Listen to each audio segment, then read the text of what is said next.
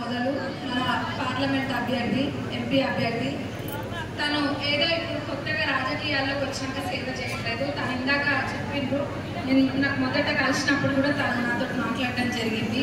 Kadiyam foundation ద్వారా స్కూళ్ళల్లో అట్లనే స్కూల్లో పిల్లలకు కావాల్సినవి, అట్లనే మరి గర్భిణీ స్త్రీలకు కావాల్సిన న్యూట్రిషన్ కిట్స్, మరి ఇంకా వేరేవన్నీ కూడా తను చేస్తుండ్రు. ఇది తను డాక్టర్ కూడా, వృత్తిరీత్యా తను ఒక డాక్టర్ కూడా. మరి తనని మన ఎంపీ అభ్యర్థిగా మనం ఎన్నుకుంటారు మీరంతా, తప్పకుండా నమ్మకం నాకుంది. తను కనుక మన ఎంపీ అభ్యర్థిగా తను ఎంపీ అయినప్పుడు డాక్టర్గా కూడా మనకి ఇంకేమైనా అవసరాలు అంటే తను తప్పకుండా చూస్తుంది. మన పార్లమెంట్ మన కాన్స్టిట్యున్సీ నుంచి మెజారిటీ తీసుకొస్తే తప్పకుండా మీరందరూ అవసరం, మీ అందరి తరపున నేను కొట్లాడక్క మెజారిటీ తెచ్చినాం, మరి మాకు ఎట్లా ఫండ్స్ ఇవ్వాలని చెప్పి అడిగే బాధ్యత నాది. మరి మెజారిటీ తీసుకొచ్చే బాధ్యత మటుకు మీ అందరిది. ఆ బాధ్యత మీరు తీసుకోండి. ఫండ్స్ తీసుకొచ్చే బాధ్యత అక్కని అడిగి నేను తీసుకుంటా. తీసుకొస్తారా? మరి తీసుకురండి, నేను కూడా ఫండ్స్ అడిగి తీసుకొస్తా. ఇదే కాదు, కాంగ్రెస్ పార్టీ గురించి మాట్లాడుకుంటే కాంగ్రెస్ పార్టీ అధికారంలోకి వచ్చినాక మనకు తెలిసిన విషయమే, 7 లక్షల కోట్ల అప్పు ఉన్నా కానీ కాంగ్రెస్ పార్టీ ఎక్కడ కూడా వెనకాడికి వేయలేదు. తుక్కుగూడలో మాటిచ్చినాము, 6 గ్యారెంటీలను ప్రకటించినాము. మరి ఉత్తగా ఏదో ఇప్పుడు ఇబ్బందులు ఉన్నాయి కదా అని చెప్పి వెనక్కి పోతే అది ప్రజలకి మంచిది కాదు. ఎట్లనైనా సరే తప్పనిసరిగా మనం ఇబ్బందులు పడైనా సరే ప్రజలకు చెప్పిన పథకాలను ముందుకు తీసుకెళ్లాలన్న ఉద్దేశంతో ఇప్పటికే మనం చూసినట్టయితే ఎన్నో పథకాలు ఆల్రెడీ అమలు పరిచిండ్రు. మహిళలకి మొదట మహిళలు కాబట్టి మహిళలకి ఉచిత బస్సు ప్రయాణం, మరి అట్లనే ఆరోగ్యశ్రీ ద్వారా 10 లక్షలు, గ్యాస్ సిలిండర్ 500కే గ్యాస్ సిలిండర్, 200 యూనిట్ల కరెంట్ ఫ్రీ. మరి ఇప్పుడు కోడ్ తర్వాత ఇల్లు కూడా వస్తాయి, అందరికి ఇళ్ళు కూడా వస్తాయి.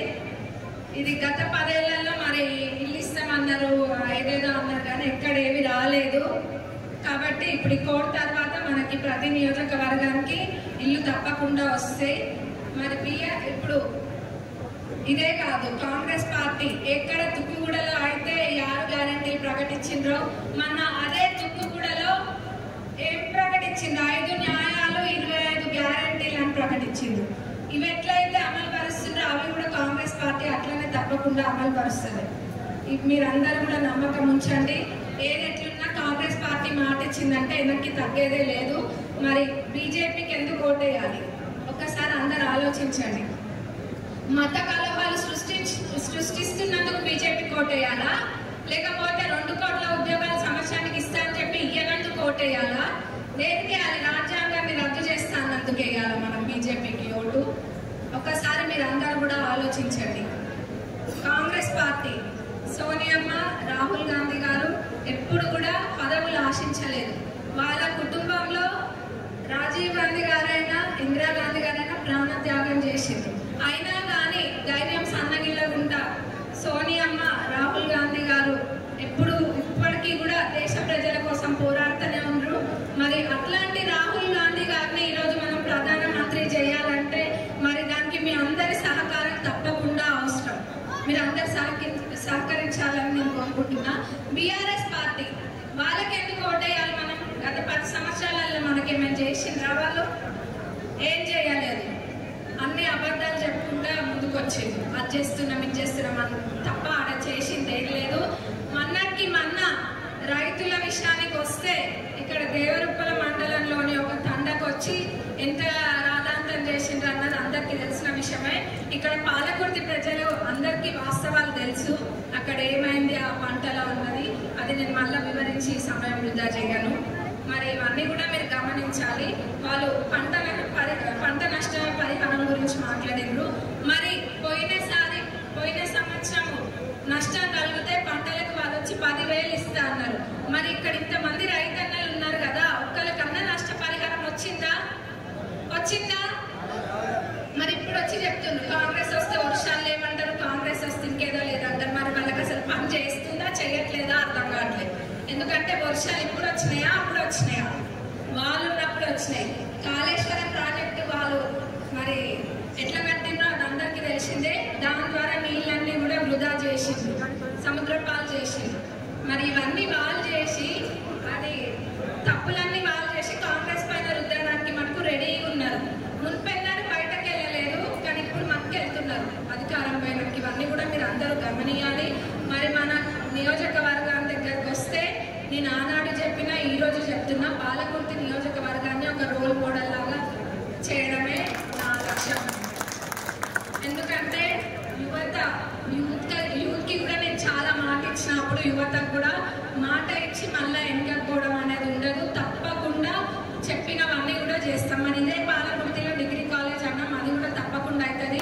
మరి ప్యాకేజ్ 6 మటుకు నేను చాలా సీరియస్గా తీసుకుంటున్నా. ప్యాకేజ్ 6లో మన Palakurthi reservoir, Chennur reservoir, Naskal reservoir 3 కూడా ఉన్నాయి. ఇది తప్పకుండా నా పీరియడ్లో కంపల్సరీగా చేసే బాధ్యత నాది. గత 10 ఏళ్లలో అది కాలేదు, కానీ ఈ 5 ఏళ్లలో నా పీరియడ్లలో ఈ రిజర్వాయర్ల పని పూర్తి చేసే బాధ్యత నాది. ఇదే కాదు, ఎడ్యుకేషన్ స్కూల్లో అయితే మరి అట్లా తుప్పు పట్టినట్టున్నాయి. మరి 10 ఏళ్లలో ఎటువంటి అభివృద్ధి కూడా స్కూళ్ళకు చేయలేదు. మన బిడ్డలు ఎదిగి ఇంకా బాగుపడాలంటే ఆ స్కూల్ బాగుపడాలి ఫస్ట్. నేను ఆ స్కూళ్ళని కూడా మొదటి ప్రాధాన్యతగానే తీసుకుంటా. మరి మన స్టేట్ నుంచి వచ్చే ఫండ్సే కాదు, సెంట్రల్ నుంచి కూడా మరి కావ్యకతోటి మనం చేయించుకోవాల్సిన పనులు చాలా ఉన్నాయి. మరి మీరందరూ కూడా తనకి భారీ మెజారిటీ ఇవ్వాలి. ఇందాక ప్రకాష్ రెడ్డి గారు చెప్పిండ్రు, మరి ఏం చెప్పిండ్రు, సీఎం గారు ఒకటే మాట అన్నారు, ఏ నియోజకవర్గం నుంచి మీరు మెజారిటీ తీసుకొస్తారో ఆ నియోజకవర్గానికి పనులు ఇంకా మంచిగా అయితే అని చెప్పిండ్రు. మరి మన నియోజకవర్గానికి పనులు కావాలా ఉందా? మరి అసెంబ్లీ ఎన్నికలప్పుడే మనం అసలు ఒక్కొక్క కాంగ్రెస్ పార్టీ కార్యకర్త, కాంగ్రెస్ పార్టీ అభిమాని, ఒక సైనికుడు అయి పనిచేసిండు ఆ రోజు. మరి ఈ రోజు కూడా అదే విధంగా మీరు అందరూ పనిచేయడానికి రెడీగా ఉన్నారా? చేస్తారా? లేకపోతే మనమే కొట్టుకునే పనిలో ఉంటామా? జాయినింగ్స్ అనేవి మీరందరూ కూడా ఒకటి గమనించాలి. జాయినింగ్స్ కొత్త వాళ్ళు మన పార్టీలోకి వచ్చినంత మాత్రాన కష్టపడ్డ ప్రాధాన్యత ఎక్కడ కూడా తగ్గదు. ఎవరు కష్టపడ్డారు అనేది, మీరు ఎవరు కష్టపడ్డారు అనేది ప్రతి ఒక్కటి నాకు తెలుసు, అన్ని గమనిస్తూనే ఉన్నాము. కాకపోతే ఆ పార్టీ వాళ్ళని కూడా మీరు కూడా కొంచెం అర్థం చేసుకొని కలిసిపోండి. ఏదైనా మనస్పర్ధలు ఉంటే మా దగ్గర దాన్ని మాట్లాడదాం కూర్చొని, అంతేగాని మన పార్టీకి నష్టం మట్టుకు చేయదు. కాంగ్రెస్ పార్టీ అంటే ఒక డిసిప్లిన్, కాంగ్రెస్ పార్టీ అంటే ఒక పద్ధతి ఉంది ఆ పార్టీకి. మరి మనం అందరం కూడా అదే పద్ధతిలో ముందుకు నడవాలి కదా. మరి జాయినింగ్స్ అయినా కానీ కష్టపడ్డ వాళ్ళకి మొదటి ప్రాధాన్యతనిచ్చి మళ్ళీ తర్వాత వచ్చిన వాళ్ళకి ఆ తర్వాత ప్రాధాన్యత, కొత్తగా వచ్చి కూడా కష్టపడుతున్న వాళ్ళకి గౌరవం ఒకటి వాళ్ళు కోరుకుంటున్నారు. మరి మనకు అంతటి మర్యాద ఉందా లేదా కాంగ్రెస్ పార్టీకి? కాబట్టి మరి మనం ఆ గౌరవం ఇద్దామా వద్దా? మరి ఎవరైతే మొదటి నుంచి కష్టపడ్డారో మీరందరూ కూడా మీరే బాధ్యత తీసుకొని వాళ్ళని కూడా కలుపుకొని మనం అందరం కుటుంబం లాగా ముందుకెళ్ళాలి. కానీ మనలో మనం కొట్లాటలు మట్టుకు పెట్టుకోవద్దు. మూడో వ్యక్తి దూరడానికి సందు అక్కడనే దొరుకుతుంది. మనం అట్లా చేయడం వల్ల ఏదో అవుతుంది, అవతల రాకుండా ఉంటారని అనుకుంటున్నాం, కానీ అది నష్టం జరుగుతుంది మనకి. ఎందుకంటే అవతలకు అదే సందు, అదే అవకాశం. అక్కడ మనం బాగుపడేది ఏం లేదు, నష్టపడడమే తప్ప బాగుపడేది లేదు. కాబట్టి ఇది కూడా అందరూ గమనియాలి. తప్పకుండా అందరం కుటుంబంలాగా ముందుకెళ్ళాలి. మరి కాంగ్రెస్ పార్టీ ఇక్కడ పాలకుర్తి నియోజకవర్గంలో ఎంత మెజారిటీ వచ్చింది మనకి? 46,267 మన మెజారిటీ. మరి ఈసారి అంత మెజారిటీ తెస్తామా మనం? తెస్తారా? తెచ్చి మరి అదే మెజారిటీ తోటి మనము సీఎం గారి దగ్గరికి వెళ్ళి మా పాలకుర్తి నుంచి ఇంత మెజారిటీ తెచ్చినామన్నా మరి మన పనులు కూడా అదే విధంగా చేయాలి అని అడగడానికి మరి నాకు మొహం ఉంటుందా అక్కడ? మరి మీరందరూ కూడా ఇది కొత్త పార్లమెంట్ ఎన్నికలని ఎవ్వరు అనుకోవద్దు. ఇప్పుడు రాబోయేవి జనరల్ బాడీ ఎలక్షన్స్, దాంట్లో మీరందరూ అవి మీ ఎలక్షన్స్ అంటే నా ఎలక్షన్స్, అవి మన ఎలక్షన్స్. పార్లమెంట్ ఎట్లయితే చేస్తామో పార్లమెంట్ ఎన్నికలకు చేసే ప్రచారాన్ని మీ జనరల్ బాడీ ఎలక్షన్స్, మీ సర్పంచ్, ఉప సర్పంచ్, లోకల్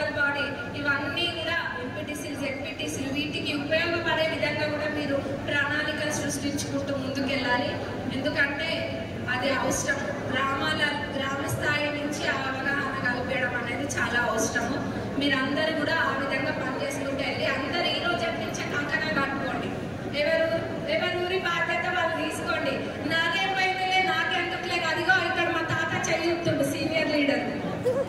ఇట్లా ఈ తాతను చూసి నేర్చుకోండి. ఇంతే చూస్తుంటే ఈ తాత చెప్తుండు, మరి అంతే చూస్తుంటే మన యూత్ ముఖ్యంగా ఈ ఎన్నికల్లో మన యూత్ సత్తా ఎంతో చూపించాలి. పాలకుర్తి అంటేనే యూత్ అంటే ఈసారి మనం చూపించాలి. మన పాలకుర్తి అంటే మరి అది మా పాలకుర్తి యూత్ అంటే. అక్క తప్పకుండా మీకు మెజారిటీ వస్తుంది మా దగ్గర, మీరు చూడండి. మేమిద్దరం కూడా అక్క చెల్లెలు లెక్క మీకు పనిచేసి వెళ్తాం అని నేను చెప్తున్నా. తప్పకుండా ఏమున్నా అక్క మాకు ఫండ్స్ వరకు జరా మేము మెజారిటీ తెస్తాం, మమ్మల్ని దృష్టిలో పెట్టుకోవాలి.